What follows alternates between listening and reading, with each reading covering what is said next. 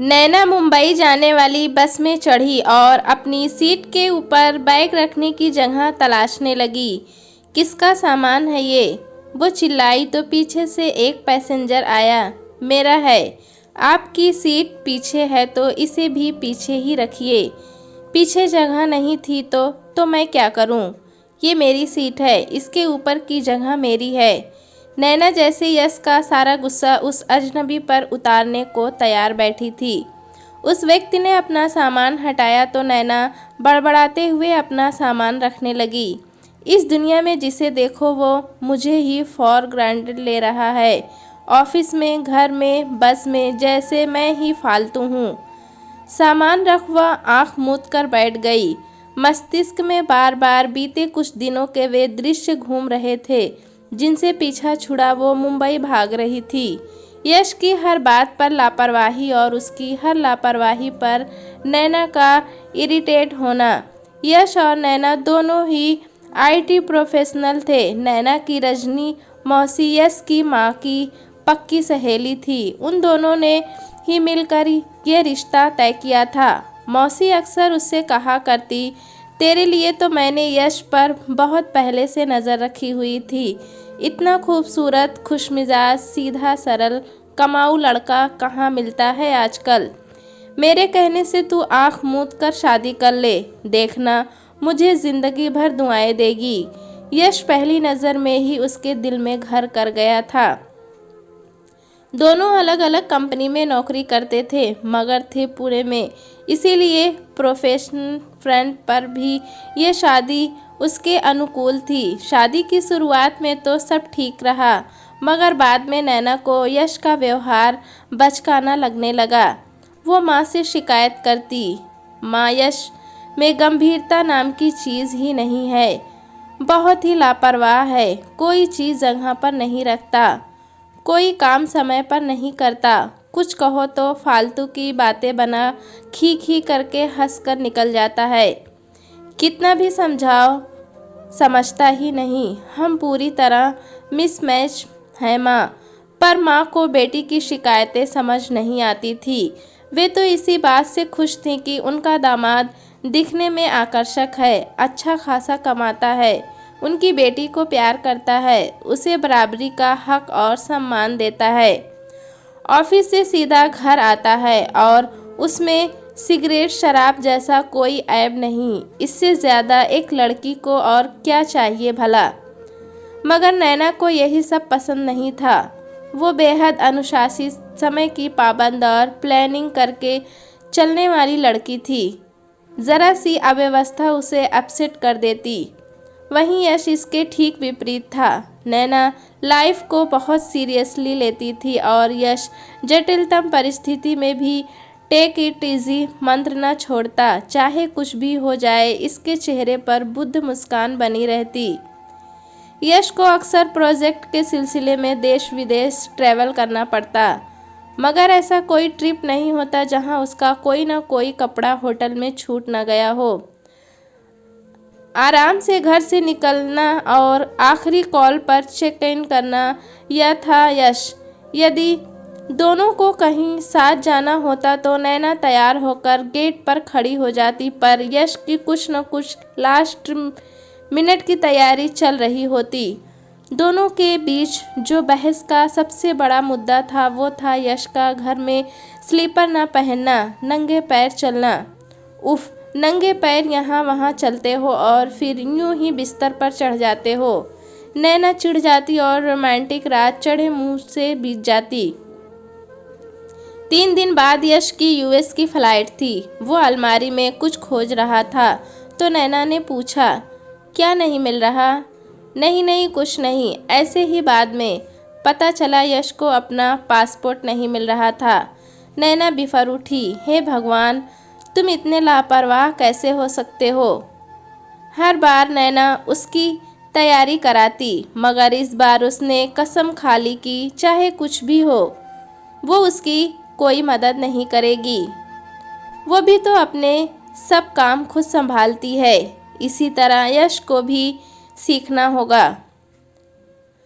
उसने यश को सबक सिखाने की सोची और उसकी फ़्लाइट से 2 दिन पहले अचानक मुंबई अपनी मौसी के घर जाने का प्रोग्राम बना लिया। इस अकड़ में कि करने दो उसे खुद मैनेज, जब सिर पर पड़ेगी तभी अकल आएगी। बस मुंबई पुणे एक्सप्रेस हाईवे के हसीन नज़ारों के बीच दौड़ रही थी। नैना का शरीर सफ़र कर रहा था मगर मन वहीं अटका पड़ा था। पता नहीं सब डॉक्यूमेंट संभाल कर रखेगा या नहीं। Laptop charger, phone charger, power bank, passport और न जाने कितने ज़रूरी डॉक्यूमेंट जिनके न होने पर उसे परेशानी का सामना करना पड़ सकता है। हे भगवान, क्या करूं मैं उसका, कैसे करेगा सब? कहीं उसे अकेला छोड़कर गलती तो नहीं कर दी। नैना को डरावने विचार आने लगे थे। उफ, उसने सिर झटक उस विचार को बाहर फेंका, गहरी सांस ली और फिर आंख मूंद कर बैठ गई। मुंबई पहुंचकर नैना ने पाया कि मौसी उसके स्वागत में गेट पर ही खड़ी थी और मिलते ही बड़े बुजुर्गों का से डायलॉग मारा। अरे ये क्या, ब्याह के बाद तो लड़कियां फूल कर कुप्पा हो जाती हैं, मगर तुम तो बड़ी दुबली हो गई बिटिया। गालियां पड़वाओगी अपनी अम्मा से कि कहाँ ब्याह दिया बिटिया को। इस बात के लिए तो मैं भी अपने आप से लड़ने वाली हूँ मौसी। नैना के स्वर में आक्रोश देखा मौसी ने चुप्पी साध ली और उसकी आंखें पढ़ने की कोशिश करने लगी। अपनी मौसी से लड़ने की सोचना भी मत बिट्टो, शुरू में ही हार जाओगी। अनुभव से बोल रहे मौसा जी ने चुटकी ली तो मौसी ने आंखें बड़ी कर उन्हें चुप करा दिया। खैर, ऐसे ही हंसी ठिठोली और लजीज खाने के साथ नैना का स्वागत हुआ और फिर वह सुस्ताने लगी। मौसी उसके पास आकर बैठी तो उनकी गोद में सिर रखकर आंखें मूंद ली। और सुनाओ बिट्टो, क्या हाल है? सब कुशल मंगल तो है ना? कोई खुशखबरी? बड़े बुजुर्गों का दूसरा सेट डायलॉग, जिसे सुन नैना और चिढ़ गई। क्या मौसी, आपकी सोच भी आपकी तरह बूढ़ी हो गई है? बुढ़ी और मैं तो अभी जवान हूँ। बुढ़ापे वाले लक्षण तो तेरे चेहरे पर डोल रहे हैं। ना जवानी की रंगत, ना ब्याह वाली चमक। हीरा लड़का खोज कर दिया तुझे, फिर भी ये हाल। कुछ नाराजगी चल रही है क्या आपस में? तुम्हारी सास बता रही थी कि वो यूएस जाने वाला। गया क्या? नहीं, 2 दिन बाद जाएगा। तो फिर तू यहाँ कैसे? क्यों नहीं आ सकती क्या? मेरा यहाँ आने का हक नहीं? या मैं उसकी गुलाम हो गई हूँ कि हर वक्त उसकी सेवा में तैनात खड़ी रहूँ? नैना बिफर उठ खड़ी हुई। मैंने ये कब कहा? मगर उसको विदा करके आ जाती। क्या सोचता होगा वो क्या सोचेगा? उसकी बड़ी चिंता है आपको। मैं क्या सोचती हूँ, मुझ पर क्या गुजर रही है, इससे आपको कोई मतलब नहीं। सच तो ये है मौसी, आपने मुझे हीरा लड़का खोजकर नहीं दिया, बल्कि अपनी सहेली के नालायक लड़के को मेरे पल्ले बांध दिया। आप खून के रिश्तों के आगे दोस्ती निभा गई। मौसी ऐसा आक्रमण सहने को तैयार न थी। उन्हें संभलने में कुछ पल लगे, मगर वो इतना ज़रूर समझ गई कि नैना से बात उगलवाने के लिए फूंक फूंक कर कदम रखने पड़ेंगे। क्या कहती है बिट्टो, मेरे लिए तू पहले है। मुझे तेरी ज़्यादा चिंता है। उसका क्या है, मर्द जात है। रिश्ते में गलती किसी की भी हो, पिसती हमेशा औरतें ही हैं। पर हुआ क्या? बता तो, क्या हाल कर दिया मेरी फूल सी बच्ची का। मिले तो ज़रा डांटेंगे, तोड़ कर रख दूंगी उसकी। मौसी नैना के गाल सहलाते हुए बोली। बस बस, अब इतना भी ड्रामा मत करो। तुम दोनों बहनें सच में ड्रामा क्वीन हो। मौसी चुप हो गई। अजीब मुसीबत है, ना इधर से बोलने दे रही है, ना उधर से। करूँ तो क्या करूँ? उन्होंने मन ही मन ईश्वर को याद किया और आगे की रणनीति तैयार करने लगी। नैना को वापस खींचकर अपनी गोद में लिटा लिया और उसके बालों में हाथ घुमाने लगी। अच्छा, खुलकर बता। कसम से किसी से नहीं कहूँगी, तेरी माँ से भी नहीं। तेरा ध्यान नहीं रखता, मुझे तुझे प्यार नहीं करता, तुझसे लड़ता है या तेरी बात नहीं सुनता? कुछ तो बता। लेटे लेटे नैना सोच रही थी कि मौसी को क्या बताऊं। ध्यान तो रखता है, प्यार भी करता है और कितना भी उकसा लो लड़ता तो बिल्कुल नहीं। उल्टा दो चार जोक मारकर खी खी करता हुआ पतली गली से निकल जाता है। ऐसी कोई बात नहीं मौसी, बस लगता है जैसे हम दो विपरीत ध्रुव शादी के नाम पर एक साथ बांध दिए गए। हम में कुछ भी एक सा नहीं, ना आदतें, ना व्यवहार, ना पसंद। हाँ तो सही बात है ना बिट्टो, तुम दोनों पति पत्नी हो, कोई दोस्त नहीं। अलग तो होंगे ही। नैना ने मौसी को सवालिया नज़रों से घूरा। देख बिट्टो, हम दोस्त ऐसे बनाते हैं जो आदतों में, व्यवहार में हमारे जैसे हों, मगर ऊपर वाला पति पत्नी की ऐसी जोड़ियां बनाता है जिसमें दोनों बिल्कुल उल्टे हों, ताकि एक की कमी दूसरा पूरी कर दे और फिर दोनों मिलकर संपूर्ण हो जाएं, सर्वगुण संपन्न हो जाएं। यकीन नहीं आता तो किसी भी जोड़े से पूछ ले। एक को गर्मी ज़्यादा लगेगी तो दूसरे को सर्दी, एक को मीठा पसंद होगा तो दूसरे को नमकीन, एक जल्दी उठेगा तो दूसरा देर तक सोने की जिद करेगा, एक पसारा फैलाएगा तो दूसरा उसे समेटता रहेगा, एक लेट लतीफ़ होगा तो दूसरा घड़ी से आगे दौड़ेगा। मौसी अपनी ही धुन में बोले जा रही थीं, मगर उनके अंतिम दो वाक्यों पर नैना ठिठक गई। लगा जैसे मौसी ने बात पकड़ ली हो। एक हंसमुख होगा तो दूसरा मुंह चढ़ा, बात बात पर धुआं छोड़ने वाला कहते हुए मौसी ने नैना को कनखियों से ऐसे देखा जैसे बुढ़ापे वाली बात का बदला उतार लिया हो। अच्छा, आपके और मौसा जी के बीच तो ऐसा कुछ नहीं है, दोनों दो जिसमें एक जान बने घूमते हो। ये सब ऊपर से दिखता है बिट्टो। अब तुम्हें क्या बताएं कि शुरू में हमने कितना बर्दाश्त किया। पता है, जब हमारी शादी हुई थी तुम्हारे मौसा जी को तो एसी के बिना नींद ही नहीं आती थी और हमको घंटे भर में ठंड के मारे कुड़की बनने लगती थी। पहले अकेले रहते थे तो दूसरे कमरे में आकर सो जाते थे, फिर हमारी सासू माँ साथ रहने आ गईं तो कमरे से बाहर भी नहीं निकल सकते थे, वरना जाने क्या क्या कहानियाँ बनाती तो हम उनके सोते ही चुपचाप एसी बंद कर देते। फिर वे बौखलाए उठते और नींद में ही हमको 10 बातें सुनाकर वापस एसी चला देते। हमसे कहा करते थे, सुन लो रज्जो, अगर कभी हमारा तलाक होगा तो इसी एसी की वजह से होगा। मौसी हंसते हुए पुरानी यादों में खो गई। फिर क्या हुआ? नैना को मौसी की बातों में रास आया। होना क्या था, वही समझौता एक्सप्रेस दौड़ानी पड़ी। तुम्हारे मौसा जी ने कूलिंग कम की और हम मोटा कंबल तान के सोने लगे। ये कह रहे थे ना, पिस्ती औरत ही हैं। रहने दो मौसी, कूलिंग तो मौसा जी ने भी कम की ना। नैना हंसते हुए बोली, यही तो बात है बिट्टो, खुशी खुशी साथ रहना है तो बीच का रास्ता तलाशना ही पड़ता है। पर मौसी, यश और मैं हर बात में अलग हैं। मुझे ही पता है कैसे झेल रही हूँ उसे। वैसे ही झेल रही है जैसे वो तुझे झेल रहा है, और वो तो तुझे कितने प्यार से झेल रहा है, जबकि तू कितनी शिकायतें करके ठिनक ठिनक झेल रही है। सुनकर नैना तुनकी, मुझे झेल रहा है और नहीं तो क्या। अगर वो तुम्हारी आदतों के हिसाब से नहीं चलता तो तुम भी कहाँ उसकी आदतों के हिसाब से चलती हो। पर वो तुम्हें ऐसे छोड़कर नहीं भागा, ना ही किसी से तुम्हारी शिकायत करता है। वो शिकायत क्या करेगा, मेरे बिना उसका एक दिन काम ना चले। ये तेरी गलत फहमी है बिट्टो, तू देखना, तेरे बिना भी उसके सब काम आराम से हो जाएंगे।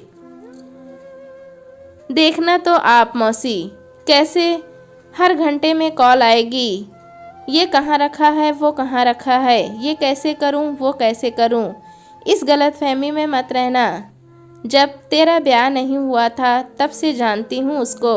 हॉस्टल में रहा, अलग अलग शहरों में नौकरी की, सालों से अकेले ही सब संभाल रहा था। उसकी माँ नहीं जाती थी उसकी गृहस्थी जमाने।